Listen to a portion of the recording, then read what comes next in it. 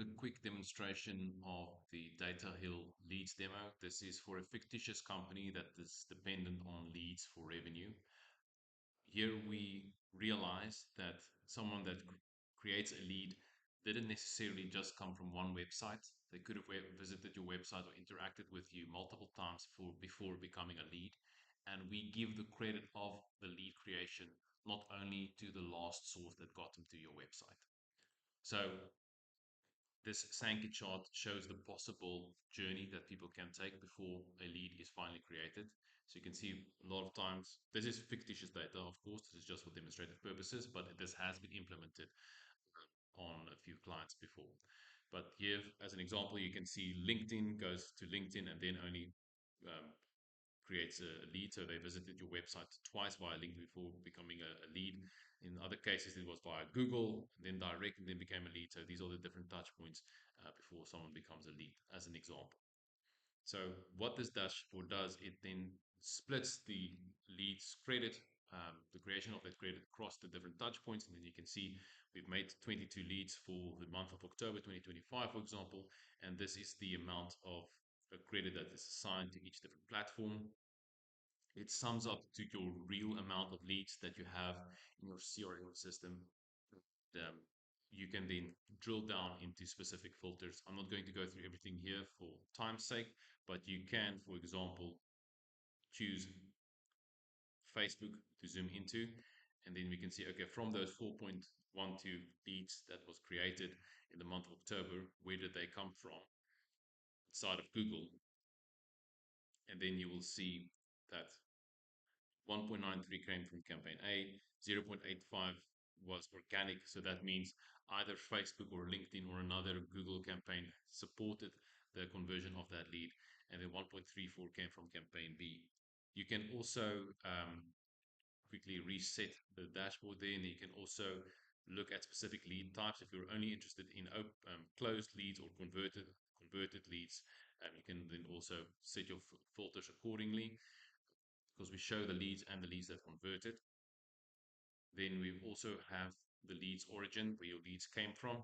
We overlay the people reached to people that turned into leads. So, for example, in this fictitious company, 1,945 unique people were reached, but only 100 of them converted into leads, which is a 5% conversion rate. And then we can see the conversion rate of the different platforms specifically. Now, you might realize and tell me that the conversion rate here is higher than the 5%, because yes, that is because they there is overlay. A lot of the people that visited your website via LinkedIn also visited your website via Google or via Facebook, etc. Um, then we have the people reached by the people that turned into leads graph here to show the efficacy of your different campaigns. You can see LinkedIn here is an outlier with its campaigns there. And then finally, we overlay the cost of these leads to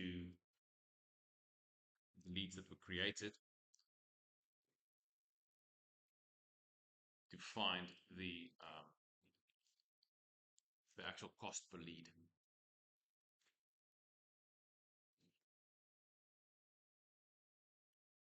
So here we then got cost of the leads, because this is now the amount that you paid for in Google, Facebook, Bing, for example. And then these are the amount of leads that you actually then generated from these channels. And then you get a true cost per lead for each month over a specific period of time. And then also you can drill down further to find the cost per lead for the specific campaigns inside of the channel, not only the channel as a whole. And what is nice is that these total lead numbers and the costs here aligns exactly with the numbers that you report on in your other platforms. This is the cost that you will see on your bottom line inside of your banking app. And these leads is the true leads numbers that you have generated inside of your CRM system, and then they can be accurately linked back to the specific costs to get the true cost per lead for the people that you're trying to reach. Here you can then also filter to the specific channel. Again, let's look at Google, and then you can open that up and see the specific cost per lead for the different campaigns within a channel. You can do the same thing with Bing and Instagram and Facebook, etc., and then find everything accordingly. Any feedback, any insights, any glitches, any recommendations would be greatly appreciated. If you watched up to this point, thank you.